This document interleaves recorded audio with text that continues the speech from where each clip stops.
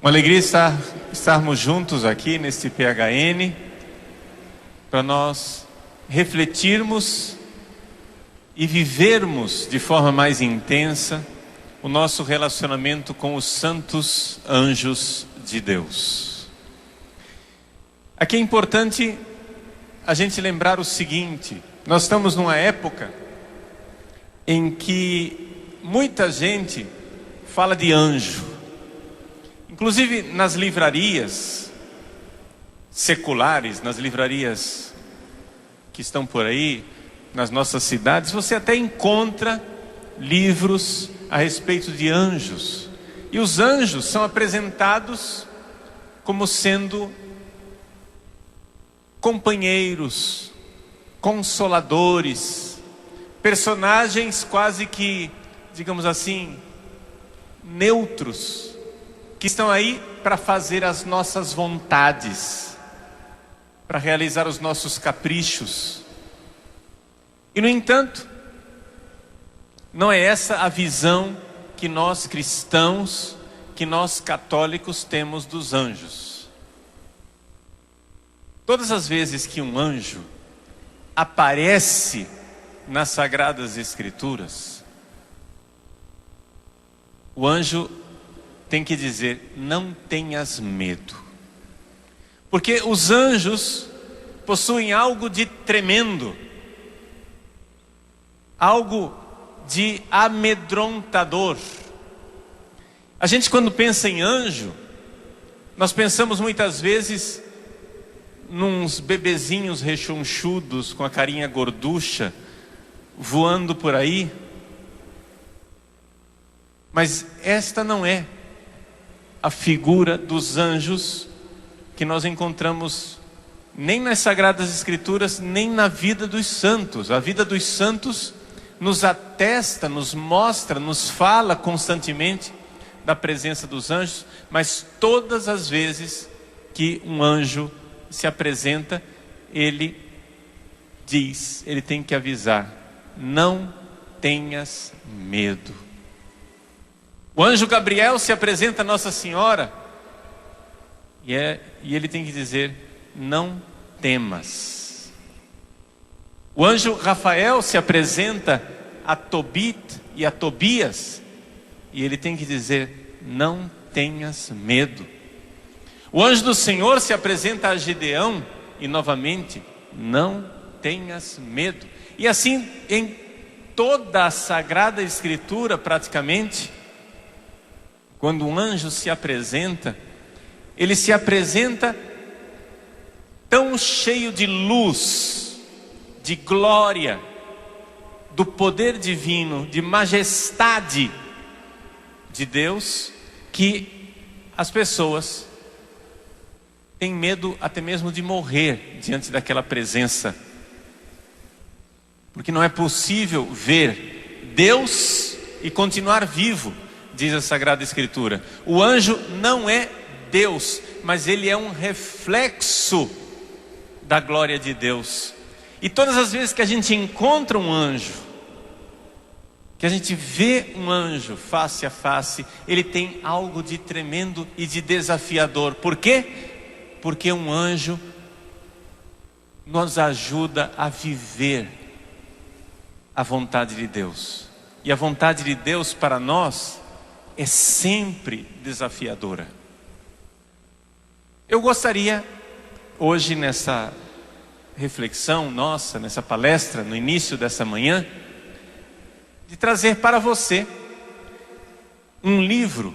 Vamos falar de um livro inteiro da Sagrada Escritura, o livro de Tobias. Porque o livro de Tobias é, na verdade, uma grande catequese a respeito dos anjos. É uma grande catequese de como é que os anjos agem concretamente na nossa vida. Não é teoria.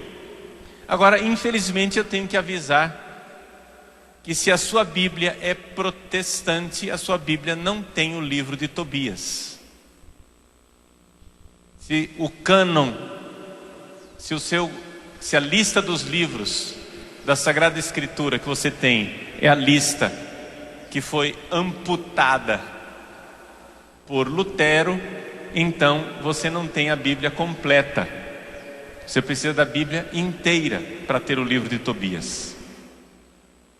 E o livro de Tobias, ele se encontra nas Bíblias católicas, nas Bíblias ortodoxas e algumas edições protestantes colocam lá no apêndice como sendo um livro apócrifo. Na verdade, ele não é apócrifo. É aquilo que nós católicos chamamos de deuterocanônicos. São livros que entraram por último na lista da Bíblia. Mas ele está lá. O livro de Tobias está nas Sagradas Escrituras.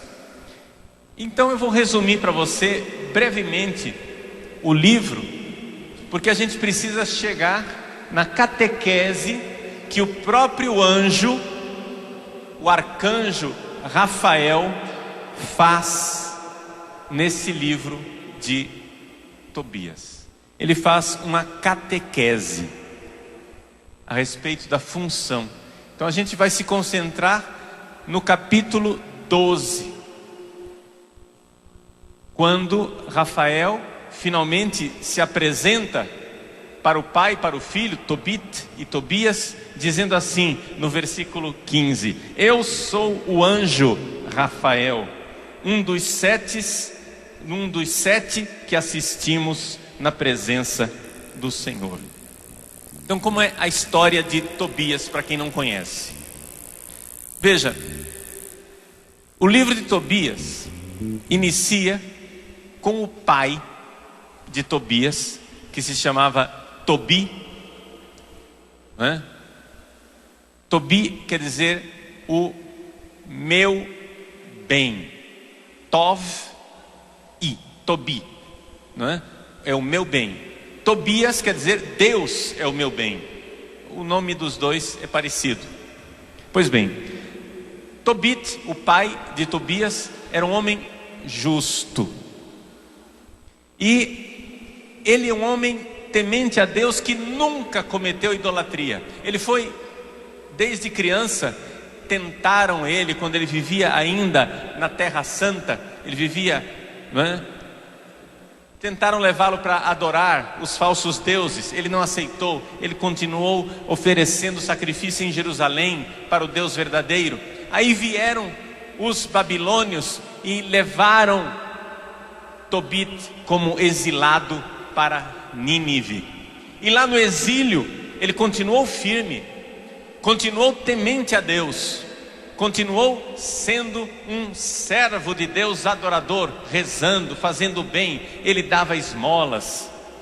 Quando algum compatriota dele era morto e deixado lá no meio da rua, largado para apodrecer, Tobit largava a sua comida, deixava de almoçar e ia lá para resgatar aquele cadáver, correndo o risco da própria vida dele, porque era proibido fazer isso. Ele ia lá e sepultava os cadáveres. Pois bem, esse homem justo, esse homem temente a Deus, depois que ele terminou de fazer uma obra de caridade, volta para casa, se deita ao ar livre, e enquanto ele está lá deitado, descansando à sombra, um passarinho, deixa cair excrementos no olho dele, e ele fica cego. E aqui nós temos uma grande tragédia, a tragédia de um homem trabalhador, de um pai de família, que sustenta a sua família com o seu trabalho, e agora já não pode mais trabalhar, fica inválido. Todo mundo que passou por esse drama, seja porque vive a tragédia da invalidez, seja porque já está aposentado, passou uma vida inteira trabalhando, uma vida inteira servindo, todo mundo sabe o vazio, não é? Quem já teve essa experiência, a experiência de impotência, a experiência de vaziez que acontece na vida da pessoa quando a pessoa quer trabalhar, quer ajudar a sua família, quer ajudar as pessoas e não consegue. Pois lá estava Tobi entregue, porque estava cego. E para piorar a situação, a mulher dele ainda fica pisando em cima, não é? A mulher dele fica pisando em cima, dizendo: cadê? Onde é que estão as suas obras de caridade? O que é que você estava fazendo aí? Você não era temente a Deus? Onde é que está Deus? Deus abandonou você. E então Tobi reza, pedindo a Deus uma interferência divina, mas ao mesmo tempo ele diz: se é para viver assim, é melhor que Deus me leve logo, é melhor que Ele me tire a vida. Em um outro lugar, muitos quilômetros de distância, está acontecendo um outro drama. Aqui o drama de Tobi é o drama de um velho sem saúde. Em outro lugar, uma jovem com saúde vive um drama. É Sara. Sara se casou já 7 vezes. E todas as vezes, na noite de núpcias, um demônio vai e mata seus maridos. Na noite de núpcias, o marido morre. Aconteceu 7 vezes. E ela também, diante dessa tragédia de ser viúva 7 vezes, ela também reza e diz: meu Deus, se é assim, é melhor morrer. Então o livro de Tobias inicia com esses 2 dramas, 2 tragédias. E aí que entra em cena o anjo. Para fazer de uma história comprida uma história curta, o anjo Rafael acompanha o filho de Tobias, porque o pai agora não podia mais trabalhar, ele tinha um dinheiro para receber numa cidade distante, e diz: meu filho, vai receber o dinheiro lá, que nós precisamos do dinheiro. E a mãe, a mulher de Tobias, a mãe do Tobias, diz: não mande seu filho embora, né? Ô, mulher trabalhosa, né? A mulher para dar trabalho, né? É piada, mas outro dia meus pais fizeram 49 anos de casado. Ano que vem, bodas, 50 anos. E os 2 se dão muito bem, se amam muito, com a graça de Deus. Mas meu pai brincava, né, com a minha mãe. Estava lá os 2 no almoço. Meu pai olhou para mim e disse assim: eu acho que homem casado nunca devia ser considerado desempregado, porque mulher dá trabalho, viu? Ia diminuir muito o índice de desemprego no país. Brincadeira, né? Os 2 riram, se querem muito bem. Ele sabe muito bem que não é isso, que a esposa está lá ajudando ele. Mas para dizer que às vezes, de fato, a vida de casado é uma trabalheira dos 2 lados. Dos 2 lados.